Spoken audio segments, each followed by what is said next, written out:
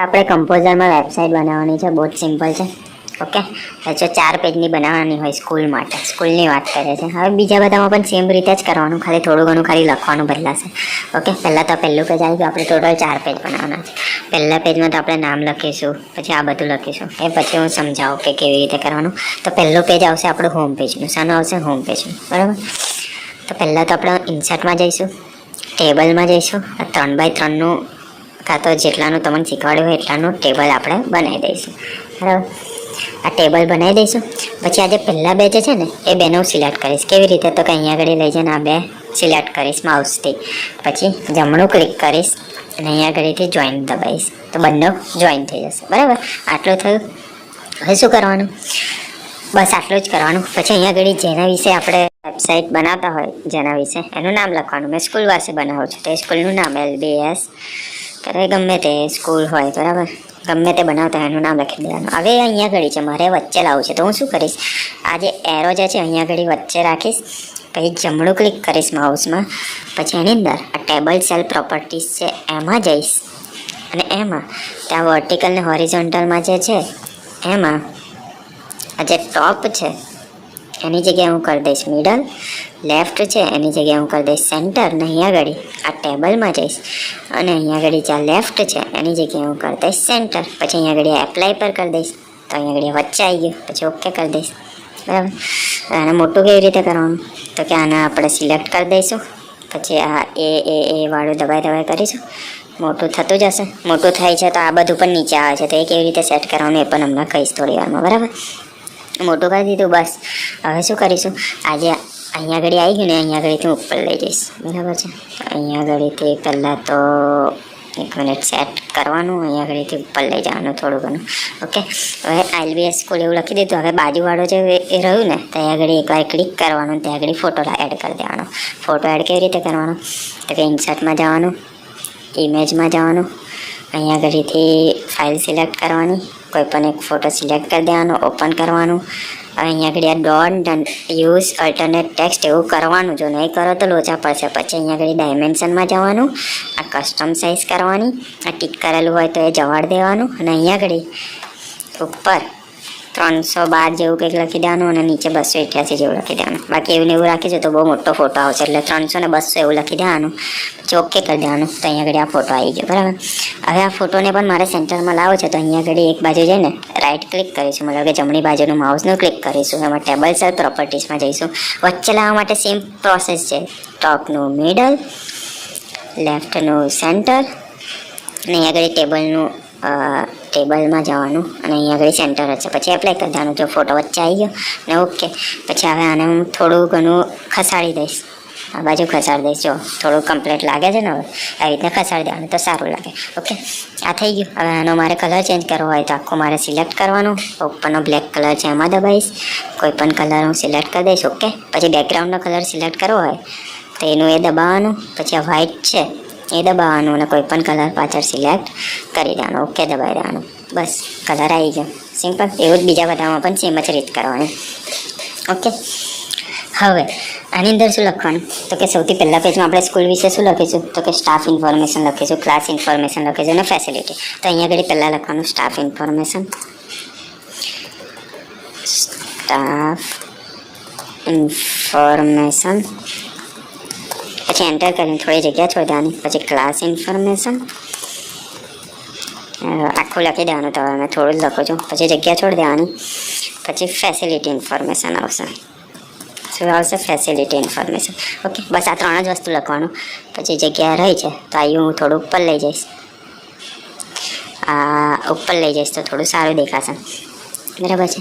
પછી અહીંયા આગળ મેં શું કરીશ? આ બે જે વસ્તુ છે આ બે જોઈન્ટ કરી દઈશ. શું કરી દઈશ? જોઈન્ટ. તો જોઈન્ટ થઈ ગયા. હવે અહીંયા આગળ હવે મેં 4-5 ફોટા હું અહીંયા આગળ એડ કરીશ. તો કેવી રીતે એડ કરવાના? તો કે અહીંયા આગળ પહેલાં તો અહીંયા આગળ એમ એકવાર દબાવવાનું. પછી ઇન્સર્ટમાં જવાનું, ટેબલમાં અરે ઇમેજમાં નહીં પણ પહેલાં ટેબલમાં જવાનું. સમજવાનું? ટેબલમાં. અરે 1 મિનિટ. હા, થોડી ભૂલ થઈ ગઈ. ઇન્સર્ટમાં જવાનું, ટેબલમાં જવાનું અને મારે 4 ફોટો એડ કરવા છે. તો અહીંયા આગળ 2x2નું બનાવીશ. 2x2નું ટેબલ બનાવવાનું. ત્યાં આગળ 2x2નો ટેબલ બની જશે. પછી આને થોડું પહોળું કરી દેવાનું. ઓકે. હવે અહીંયા ઘડી સુધી મારે કામ છે, તો અહીં હું થોડું આ બાજુ લઈ જઈશ. કેવી રીતે? તો કે આની લાઈન અહીંયા ઘડી છે, અહીંયા ઘડીથી થોડું આમ લઈ જઈશ. બરાબર, થોડું આ ખસી ગયું. હવે જે 4 ફોટો છે, અહીંયા ઘડી પહેલાં એક ફોટો મૂકવાનો, બીજો ફોટો અહીં, ત્રીજો ફોટો અહીં, ચોથો ફોટો અહીં. તો પહેલો ફોટો અહીંયા ઘડી આવશે. અહીંયા ઘડી પહેલાં ક્લિક કરવાનું. પછી ઇન્સર્ટમાં જઈને, ઇમેજમાં જઈને, અહીંયા ઘડીથી ઇમેજનું લોકેશન કોઈ પણ ઇમેજ સિલેક્ટ કરી દેવાની, ઓપન કરવાની. અહીંયા આગળ ડોન્ટ યુઝમાં કરી દેવાનું, ડાયમેન્શનમાં જવાનું, કસ્ટમ કરી દેવાનું. આ ટીક છે હટાવી દેવાનું.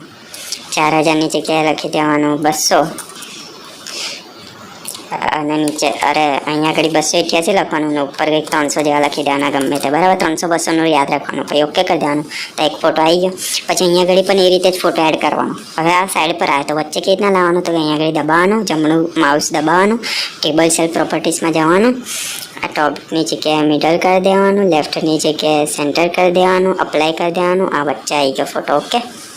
અહીંયા ઘડી પણ એ જ રીતે ફોટો એડ કરીશું, અહીંયા ઘડી પણ એ જ રીતે ફોટો એડ કરીશું, ચોથામાં પણ એવી જ રીતે આપણે ફોટો એડ કરીશું. બરાબર, ત્યાં ફોટો એડ કરવાનો કમ્પ્લીટ રીતે કરવાનો. પછી ચોથામાં પણ એક ફોટો એડ કરીને બતાવી દઉં છું. ઇન્સર્ટમાં જવાનું, ઇમેજમાં જવાનું, આગળ ફાઇલ સિલેક્ટ કરવાની, કોઈ પણ એક ફોટો લઈ લેવાનો, ઓપન કરવાનું. ડોન્ટ યુઝમાં જવાનું, ડાયમેન્શનમાં જવાનું, કસ્ટમમાં જવાનું, કન્સ્ટ્રેન્ટમાં જવાનું.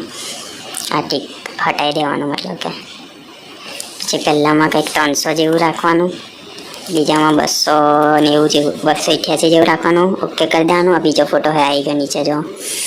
બરાબર છે. ઉપર નીચે કરીશું તો દેખાશે.